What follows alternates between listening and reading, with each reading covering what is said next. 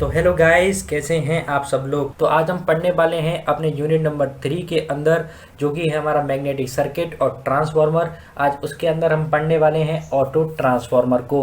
I repeat, आज हम क्या पढ़ने वाले हैं? ऑटो ट्रांसफार्मर को। तो बड़ा ही इंपॉर्टेंट ये टॉपिक है और बड़ा ही मज़ेदार ये टॉपिक है, तो ध्यान दीजिएगा गाइस और ढंग से समझिएगा। जिसने भी मेरी प्रीवियस वीडियो नहीं देखी है, जो भी व्यूवर यहाँ पर नया है, वो पहले जाए और मेरी प्रीवियस वीडियोस को देखे, ठीक है। और तो चलिएगा गाइस, अब हम करते हैं अपनी वीडियो को स्टार्ट। तो ध्यान दीजिएगा, ऑटो ट्रांसफार्मर। तो आज मैं बात करने वाला हूँ ऑटो ट्रांसफार्मर की। तो व्हाट इज ऑटो ट्रांसफार्मर? तो देखो ध्यान दें, N auto transformer is a special type of transformer in which a part of winding is common to both primary and secondary. I repeat, मैं रिपीट कर दूं तो ऑटो ट्रांसफार्मर एक special type का ट्रांसफार्मर होता है। What is auto transformer? एक special type का ट्रांसफार्मर होता है जिसके अंदर जो पार्ट होता है वाइंडिंग वाला, जो वाइंडिंग वाला पार्ट होता है वो कॉमन होता है दोनों के लिए, प्राइमरी के लिए और सेकेंडरी के लिए।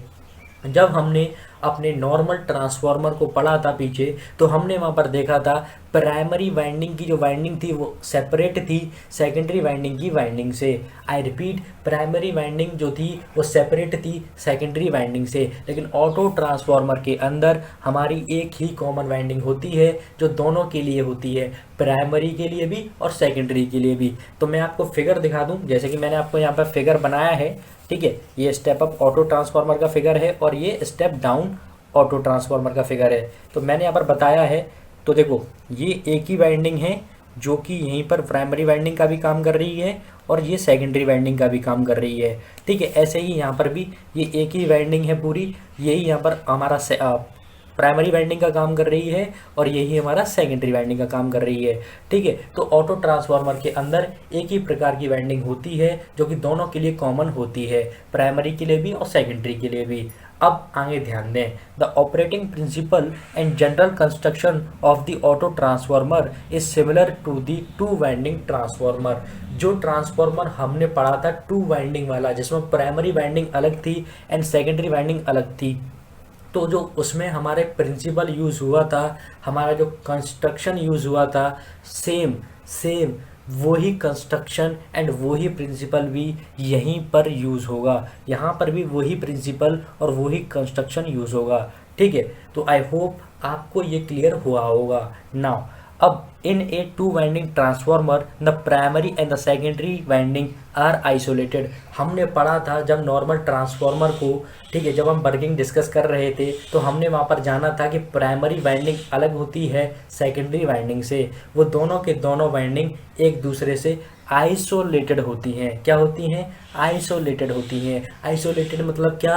सेपरेट, इंडिविजुअल, अलग अलग, वो एक दूसरे से अलग अलग होती हैं, उन्हें एक दूसरे से कोई भी मतलब नहीं होता है, ठीक है। बट इन ऑटो ट्रांसफार्मर, लेकिन जब हम बात करेंगे ऑटो ट्रांसफार्मर की, the primary and the secondary winding are not isolated. तो primary and secondary winding are not isolated. जब हम बात करेंगे ऑटो ट्रांसफार्मर की, तो इसके अंदर primary winding and secondary winding not isolated, मतलब दोनों अलग अलग नहीं होती हैं। इसमें प्राइमरी वाइंडिंग भी वही वाइंडिंग होती है और सेकेंडरी वाइंडिंग भी वही वाइंडिंग होती है। ये दोनों एक दूसरे से अलग अलग नहीं होती हैं ऑटो ट्रांसफार्मर के अंदर। In auto transformer the primary and the secondary winding are connected to each other.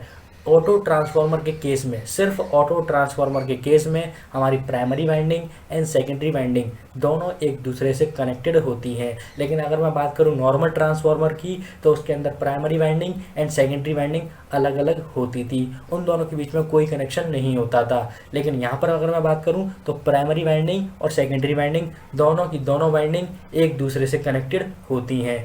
Now the auto transformer is of two types. जैसे हमारा नॉर्मल ट्रांसफार्मर दो प्रकार का होता था, स्टेप अप ट्रांसफार्मर और स्टेप डाउन ट्रांसफार्मर, ऐसे ही हमारा ऑटो ट्रांसफार्मर भी दो टाइप्स का होता है। पहले आपका आता है स्टेप अप ऑटो ट्रांसफार्मर, दूसरा आपका आता है स्टेप डाउन ऑटो ट्रांसफार्मर। तो आप फिगर में देख रहे हैं मैंने सबसे पहले बनाया है स्टेप अप ऑटो ट्रांसफार्मर को, जो कि इस प्रकार होता है, और दूसरे फिगर में मैंने बनाया है स्टेप डाउन ऑटो ट्रांसफार्मर को, जो कि आप देख पा रहे हैं। ठीक है, नाउ मैं बता दूं तो ये एक ही वाइंडिंग है जो दोनों के द्वारा शेयर करी जा रही है, प्राइमरी के द्वारा भी और सेकेंडरी के द्वारा भी। स्टेप अप ऑटो ट्रांसफार्मर में ये आपका प्राइमरी वाइंडिंग है जहाँ से करंट I1 आ रहा है, ये V1 supply, I1 current, primary winding का current, N1 number of turns of primary winding, और ये आपका सेकेंडरी वाइंडिंग वाली टर्म्स हैं। ये N2 आपका number of turns of secondary winding, I2 आपका number of voltage of secondary winding, ठीक है, and the secondary winding current. ठीक है, आप जैसे समझ सकते हैं। वहीं मैं अगर बात करूं स्टेप डाउन ट्रांसफार्मर की, तो आप यहाँ स्टेप डाउन भी देख पा रहे हैं। ठीक है, ये स्टेप डाउन का फिगर है। स्टेप डाउन के अंदर ये आपका सेकेंडरी वाइंडिंग की करंट, सेकेंडरी वाइंडिंग की सप्लाई, सेकेंडरी वाइंडिंग के वोल्टेज, ठीक है, ये आपका सेकेंडरी वाइंडिंग का turns, number of turns of secondary winding. वहीं अगर मैं बात करूं तो I1 क्या है, हमारा प्राइमरी करंट और प्राइमरी वाइंडिंग का करंट।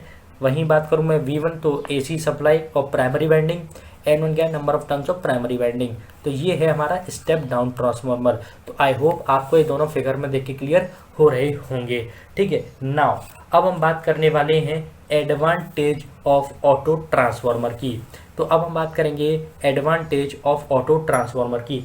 हमारे इस ऑटो ट्रांसफार्मर को बनाने से क्या क्या एडवांटेजेस हमें मिलते हैं, या फिर हम ये बात कहें कि हमने ऑटो ट्रांसफार्मर को बनाया है तो इससे हमारे क्या क्या फ़ायदे और क्या क्या एडवांटेजेस हैं।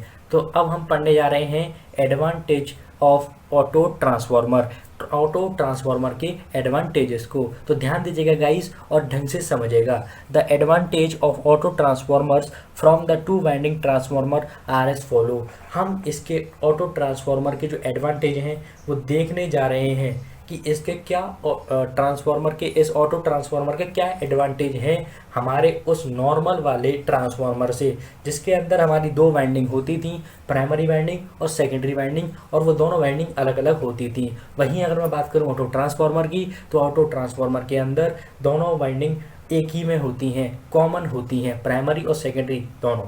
ठीक है, तो अब हम एडवांटेजेस की बात कर रहे हैं। किसके एडवांटेजेस की? ऑटो ट्रांसफार्मर के। तो ध्यान दीजिएगा, सबसे पहला एडवांटेज है हमारा the auto transformer required less copper material. अब भाई तैसी बात है, आपने दो वाइंडिंग की जगह एक वाइंडिंग को इस्तेमाल में लिया। आई रिपीट, हमने नॉर्मल ट्रांसफार्मर की जब बात करी थी तो उसके अंदर हमने दो वाइंडिंग को डिस्कस किया था, प्राइमरी वाइंडिंग को अलग एंड सेकेंडरी वाइंडिंग को अलग। ठीक है, वहीं अगर मैं बात करूं आपके ऑटो ट्रांसफार्मर की, तो ऑटो ट्रांसफार्मर के अंदर दोनों के लिए कॉमन वाइंडिंग है। तो कॉमन वाइंडिंग है, इट मीन्स आपने मटेरियल को कम कर दिया, तो आपका जो कॉपर है वो भी कम इस्तेमाल में आया, क्योंकि कॉपर से ही हमारी जो वाइंडिंग है वो बनी होती है। तो वही पॉइंट पहला लिखा हुआ है, the auto transformer required less copper material. Auto transformer के अंदर हमें जो कॉपर मटेरियल चाहिए होता है वो बहुत कम चाहिए होता है। ठीक है, now second point, the auto transformer is smaller in size. अब भाई आपने दो वाइंडिंग थी, दोनों एक दूसरे से दूर दूर लगी हुई थी, तो ज़्यादा स्पेस ले रही थी, और हम कहें तो वो जो ट्रांसफार्मर था वो साइज में भी बड़ा था, नॉर्मल ट्रांसफार्मर। लेकिन वहीं अगर बात करें ऑटो ट्रांसफार्मर की, तो आपने दोनों वाइंडिंग की जगह एक ही कॉमन वाइंडिंग लगा दी, वही प्राइमरी वाइंडिंग है और वही आप काम कर रही है आपकी सेकेंडरी वाइंडिंग की तरह। तो यहाँ पर हमारा जो ऑटो ट्रांसफार्मर है वो हमारा साइज में भी छोटा हो जाता है। तो वही पॉइंट यहाँ पर लिखा हुआ है, the auto transformer is smaller in size. हमारा जो ऑटो ट्रांसफार्मर है वो स्मॉलर होता है, छोटा होता है साइज के अंदर। ठीक है, अब हम ध्यान देंगे तीसरे पॉइंट पे, the auto transformer is cheaper. Auto transformer है चीपर। ठीक है, अब देखो हमें ज़्यादा सामान नहीं लग रहा, ज़्यादा बड़ा नहीं बनाना पड़ रहा, वाइंडिंग भी दो की जगह एक ही इस्तेमाल हो रही है, तो तैसी बात है जो हमारा खर्चा होगा इस समय वो कम ही होगा। तो वही पॉइंट यहाँ पर लिखा हुआ है, auto transformer is cheaper. Auto transformer cheaper है, सस्ता होता है। ठीक है, the efficiency of the auto transformer is high. अगर हम बात करें एफिशिएंसी की, तो मैं एफिशिएंसी आपको डिस्कस कर चुका था कि एफिशिएंसी क्या होती है, आउटपुट पावर का जो रेशियो होता है किससे, इनपुट पावर से, the ratio of output power to the input power is called efficiency, उसे हम एफिशिएंसी बोलते थे। तो जो एफिशिएंसी होती है जो नॉर्मल ट्रांसफार्मर की, वो हमारे ऑटो ट्रांसफार्मर के कंपैरिजन में कम होती है, या हम दूसरी भाषा में कहें, दूसरी शब्दों में कहें तो हम ये कह सकते हैं कि जो हमारे ऑटो ट्रांसफार्मर की जो एफिशिएंसी है वो क्या होती है, ज़्यादा होती है in comparison to normal transformer. या फिर हम ये कहें तो efficiency of auto transformer is high, जो हमारी ऑटो ट्रांसफार्मर की एफिशिएंसी है, ठीक है, वो हमारी हाई होती है। नाउ अब हम बात करने वाले हैं limitation of the auto transformers की। हम बात करने वाले हैं limitation of the auto transformer की। अब हम बात करेंगे कि भाई लिमिटेशन क्या है, ठीक है, ये ऐसी कौन सी जगह हैं जहाँ ये फेल हो जाता है, या फिर हम कहें कि जहाँ ये काम नहीं कर पाता है, ठीक है। तो अब हम उनको पढ़ने वाले हैं, या फिर हम ये कहें इसके अंदर क्या क्या रिस्क होते हैं, क्या क्या हमें खतरे उठाने पड़ते हैं, ठीक है। तो अब ध्यान दीजिएगा गाइस और ढंग से समझिएगा। तो सबसे पहला आपका पॉइंट आता है no electrical separation between primary and secondary winding which is risky in the case of high voltage.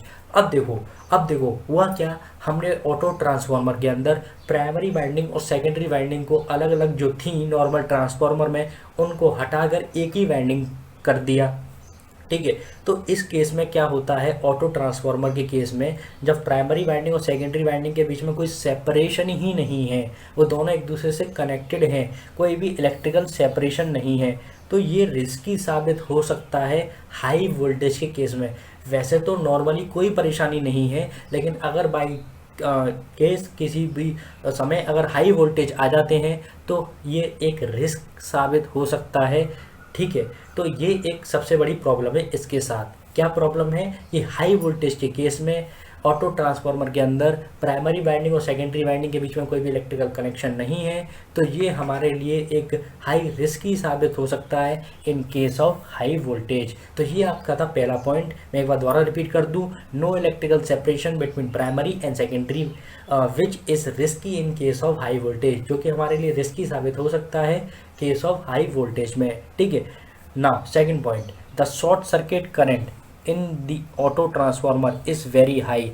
जो शॉर्ट सर्किट करंट होता है ऑटो ट्रांसफार्मर के अंदर वो बहुत हाई होता है। आई रिपीट, दूसरा जो पॉइंट है, दूसरा जो लिमिटेशन है ऑटो ट्रांसफार्मर की, वो ये है कि short circuit current auto transformer के अंदर इज़ वेरी हाई, बहुत हाई होता है, ठीक। नाउ हम बात करने वाले हैं एप्लीकेशन ऑफ ऑटो ट्रांसफार्मर की। अब हम बात करेंगे एप्लीकेशन ऑफ ऑटो ट्रांसफार्मर की। हमारा जो ऑटो ट्रांसफार्मर है इसे हम कहाँ कहाँ इस्तेमाल में लेते हैं और इसे हम कहाँ कहाँ यूज़ करते हैं, तो ध्यान दीजिएगा गाइस और ढंग से समझिएगा। तो सबसे पहली इसकी एप्लीकेशन है, it is use as a variac मतलब होता है वेरिएबल मतलब जिसे हम चेंज कर सकते हैं, जिसकी वैल्यू फिक्स ना हो, बदल सकते हो, बार बार चेंज कर सकते हो।